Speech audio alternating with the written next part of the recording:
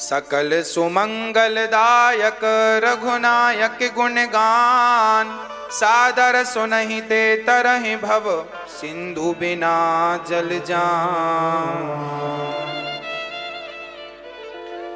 अब राम जी सोचे, समुद्र आप बताओ क्या करें। समुद्र ने कहा, आपके यहाँ नल नील जो बंदर हैं, इनको श्राप मिला है, जो पत्थर डालेंगे वो डूबेगा नहीं, इनसे सेतु बनवाओ। अब तो राम जी नल नील को बुलाते हैं, समुद्र वहां से विदा होते हैं और पत्थर पर राम नाम। अच्छा, एक सज्जन ने हमसे पूछा, गुरु जी पत्थर उठा उठा के डाला था नल नील ने, उन्हें तो वरदान मिला ही था कि पत्थर डूबेगा नहीं, फिर राम नाम की महिमा क्या है? तो आपको बतावें, नल नील को श्राप था कि जो पत्थर डालोगे वो डूबेगा नहीं, परंतु एक पत्थर पर रा लिखा जाता था, दूसरे पत्थर पर मां। जो पत्थर जहां डालते थे ना वो वहीं पड़ा रहता था, पर रा एक में और मां एक में लिखने से क्या होता था, दोनों पत्थर आपस में चिपक जाते थे। पत्थर आपस में चिपक जाने से क्या हुआ कि बीच में कोई स्थान नहीं बचा किसी के पांव फिसलने का, पानी में जाने का कोई। अब तो सेतु का निर्माण हो रहा है, बड़े बड़े पत्थर लाए गए और राम नाम लिख के पत्थर पानी में डाले गए, सारे पत्थर राम नाम लिख के डाले गए, पत्थर डूबे नहीं। एक बार हनुमान राम जी ने सोचा, मेरे नाम के पत्थर पानी में डूबते नहीं, मैं भी डालूं। तो एक पत्थर राम जी ने उठाया और राम जी ने भी छोड़ा, डाला पत्थर पानी में तो डूब गया। राम जी ने पलट कर देखा, किसी ने देखा तो नहीं, हनुमान जी ने देख लिया। हनुमान जी, किसी से मत कहना नहीं तो लोग क्या कहेंगे। हनुमान जी ने कहा, प्रभु इसमें कहना क्या है, बिल्कुल स्पष्ट है। क्या स्पष्ट है? हनुमान जी कहते हैं, प्रभु जिस पत्थर को आपके नाम का सहारा मिल गया वो तो तर ही जाएगा, पर जिसे आपने अपने हाथ से छोड़ दिया हो वो तो डूब ही जाएगा ना सरकार।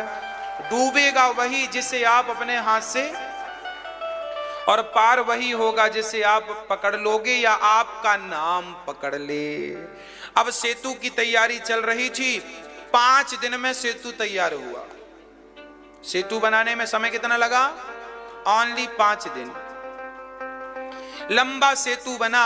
एक छोटी सी गिलहरी भी बालू डाल रही थी, उस सेतु में बालू डाल रही थी। बालू क्यों डाल रही है? राम जी ने कहा, गिलहरी क्या कर रही हो? गिलहरी ने कहा, सरकार मैं इतनी बड़ी तो नहीं हूं कि पत्थर उठा उठा कर डालूं, इसलिए मैं छोटे से शरीर से बालू के कुछ कण उठाकर डाल रही हूं, ताकि आप चलें तो ये पत्थर नुकीले हैं, आपको कहीं चुभ ना जाएं, इसलिए मैं बालू डाल रही हूं ताकि आपके पांव में कोई तकलीफ ना हो। राम जी ने उसे पकड़कर हाथ फेरा। आज भी गिलहरी के शरीर में जो 3 सफेद धारियां हैं, कहा जाता है वो राम जी की उंगलियों के निशान है ना।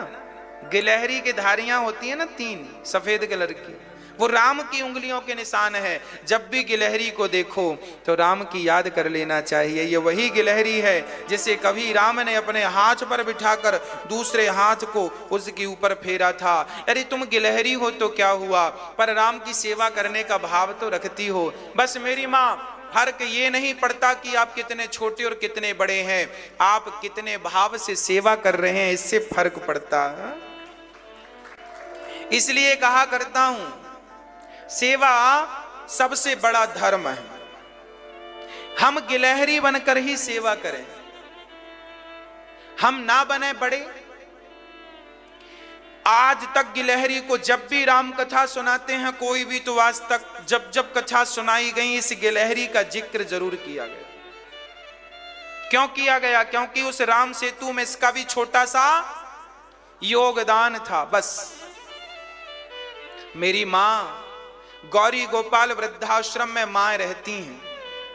इस आश्रम के निर्माण में जिन जिन ने अपना योगदान दिया, जब तक यहां मां की सेवा होती रहेगी, जब तक मां यहां प्रसन्न रहेंगी, तब तक आपके भी इस योगदान को याद किया जाएगा। कि आपका इतना योगदान इन माओं की सेवा में लगा।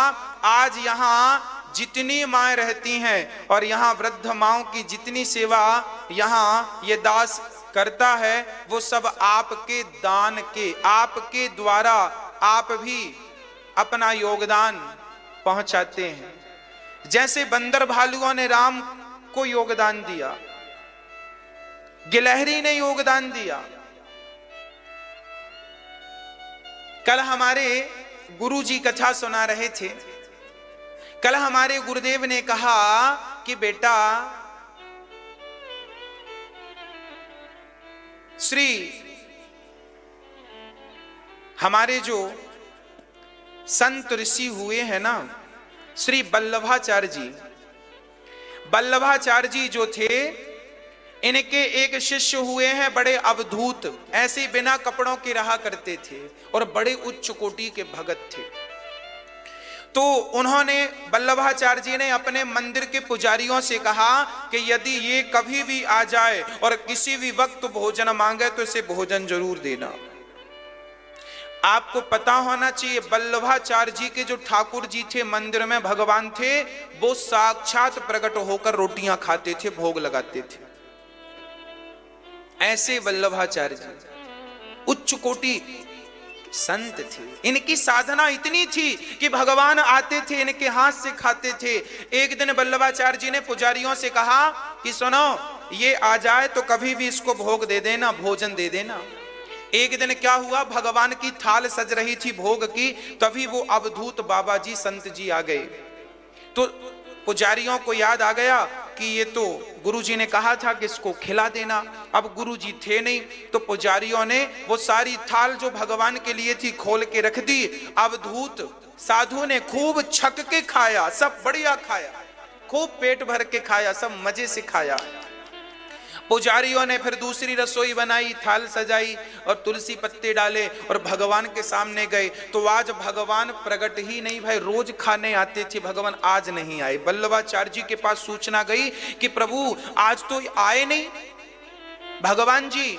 तब वल्लभाचार्य जी दौड़े दौड़े गए, हे प्रभु जी क्या अपराध हो गया, हे प्रभु जी क्या अपराध हो गया, आज आप क्यों नहीं आ रहे हैं। तब भगवान आकर बोले, वल्लभाचार्य जी क्या बताऊं, आज पुजारियों ने हमें इतना खिला दिया, इतना खिला दिया कि आज पेट में बिल्कुल जगह नहीं है, इतना खिला दिया। भगवान वल्लभाचार्य जी बोले, पुजारियों तुमने खिला दिया ना प्रभु, हम तो भोग की थाली लिए खड़े हैं। भगवान ने कहा, वो जो भक्त था अवधूत, आज मैं उसके भीतर ही था। आज मैं, भगवान भी कभी कभी अपने भक्तों के भीतर रमण करने के लिए पहुंचते हैं। भगवान कभी कभी ना विचरण करने अपने भक्तों के हृदयारण्य में जाते हैं। हृदय का आरण्य मतलब हृदय रूपी जंगल जो है, कभी कभी भगवान हृदय रूपी जंगल में विचरण करने जाते हैं। भगवान बोले, आज मैं उसके हृदय में विचरण कर रहा था, तभी उसने बढ़िया भोजन किया तो मैंने कर लिया। कहने का अर्थ यह है मेरी माँ कि भगवान सदा भक्तों के हृदय में रहते हैं। भक्त का पेट भर जाए तो भगवान का पेट अपने आप भर जाता है। ये शास्त्रों की बातें। हाँ, ये नाभाजी, नाभादास जी महाराज लिख रहे हैं। प्रिय भक्तों, कहने का तात्पर्य यह है कि आप सभी से मेरी प्रार्थना है कि आप सभी लोग यहां जो मेरी माएं रह,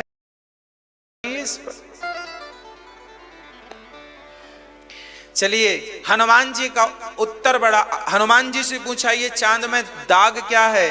तब हनुमान जी ने कहा, प्रभु ये चांद में जो दाग है वो दाग नहीं है, जरा ध्यान से देखो तो उसकी कालीमा सांवली है। चांद में जो है ना वो सांवला रंग है। तो कहा हनुमान जी ने कि प्रभु चांद के दिल में आप बैठे हैं, वो दाग नहीं, आप हैं, आप सांवले हैं ना। चांद आपका चिंतन करता है तो आप बस गए हैं उसके दिल में। तो वो छवि देखिए, हनुमान जी से सीखो। हनुमान जी चांद में भी राम का दर्शन करते हैं। कहने का अर्थ ये है कि भगवान का प्रेम से इतना भजन करो कि जहां देखो वहां बस राम ही नजर आए, वहां भगवान ही न, हम जिसे देखना चाहते हैं वो नजर आए, वो नजर आना चाहिए। बस यही है भक्ति, यही है भक्तों के लक्षण। हम बिहारी जी को देखना चाहते हैं तो आपकी आंखों में काली पुतली है, वो बिहारी जी, हाँ वो बिहारी जी का स्वरूप है। अरे काला कोई भी रंग देखो, उस काले रंग में किसका दर्शन कर लो, क्योंकि बिहारी जी, जगन्नाथ जी, द्वारिकाधीश जी, एक श्रीनाथ जी का सब काले हैं। जिसे देखो उसके स्वरूप पर आंखों की पुतली काली, सिर पे बाल काले, अरे जहां दर्शन करो बस वही बिहारी जी हो, बस बिहारी जी। अब राम जी ने कहा एक मौका और रावण को देना चाहिए सुधरने का। तो हनुमान जी तो गए हैं, अब कौन जाए समझाने? अंगद जी गए, अंगद जी गए। अंगद जी बड़े चतुर हैं। अंगद जी गए, रावण के यहां गए, अपना गदा बाहर कर दिया, हनुमान जी गए। रावण ऊपर बैठा है, सेना सजी है और अंगद जी खड़े हैं, बात कर रहे हैं। रावण बोला बंदर कौन है? अंगद को लगा बैठने, इसको अतिथि सत्कार करना नहीं आता। अच्छा रावण जो था ना विद्वान भले था, पर वो कोई विद्वान तो था, विद्या तो थी, पर विद्या का कोई प्रयोग नहीं था जीवन में, है ना, वर्तमान में कोई प्रयोग करना वो नहीं जानता था, अतिथि सम्मान नहीं करता था। तब अंगद जी पूंछ की लंबी सी आसन बनाए और अंगद जी अपनी पूंछ की सिंहासन पर रावण से ऊपर बैठे। रावण यूं देखता, रावण कहा बंदर कौन है? हनुमान अंगद जी बोले जानता नहीं है, हम राम जी की दास हैं, सेवक हैं। अच्छा तेरे बाप का नाम क्या है? भूल गए? जिसकी कांख में 6 महीने दबे रहे उसी के बेटे हैं हम। अच्छा रावण फिर लज्जित हुआ, हे भगवान जो आता मुझे कांख के नीचे दबाता है। अंगद बोले अब रावण ना बड़ी राजनीति खेला, रावण अपने पक्ष में करना चाहता था। अंगद को सुनो, ये तो राम वही राम है ना जिसने तुम्हारे बाप को मार दिया, कैसा बेटा है जिसने बाप को मारा, उसी का हाथ पकड़ा, मेरी सेना में आ, मैं तुझे राजा बनाऊंगा।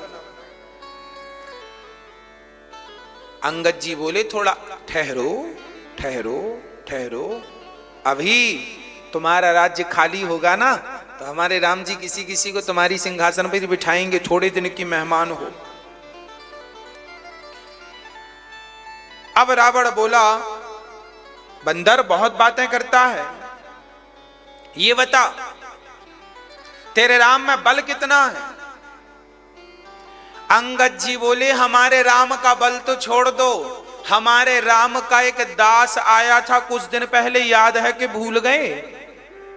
पूरी लंका में सबकी नाक दम करके रखा था, एक ने तहलका मचा दिया और सारे आ जाएंगे तो क्या करोगे पता है? रावण घबराया।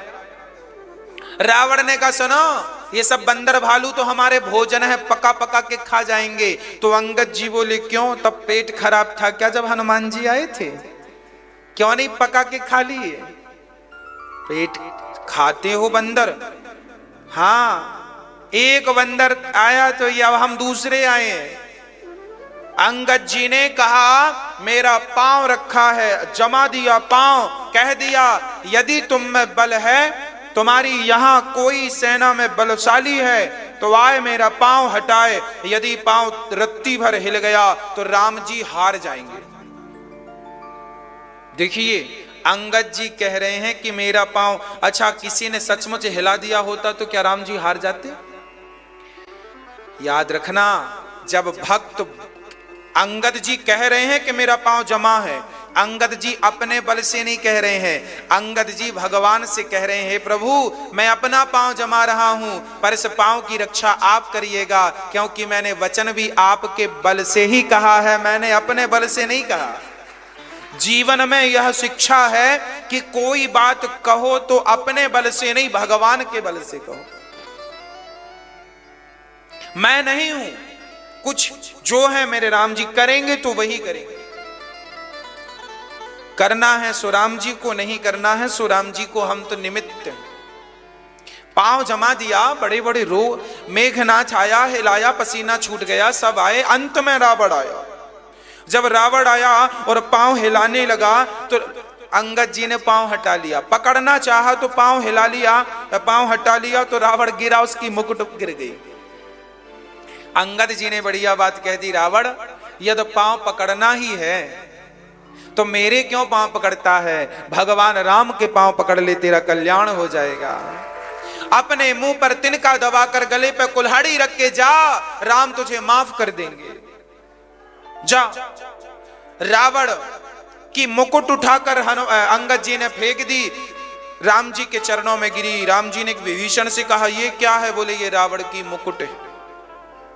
छलांग लगा के अंगद जी आए, राम जी को सूचना दी, प्रभु वो मानने वाला नहीं, मूर्ख हृदय न चेत जो गुरु मिलहि विरंची सम। कितना भी ज्ञान दे दो, मूर्ख की समझ में नहीं आता। अब राम जी सेना तैयार करे, टुकड़ियों में बांट दी राम जी ने और बिल्कुल जोश से भर दिया, सुनो या तो जीत होगी या तो मृत्यु होगी।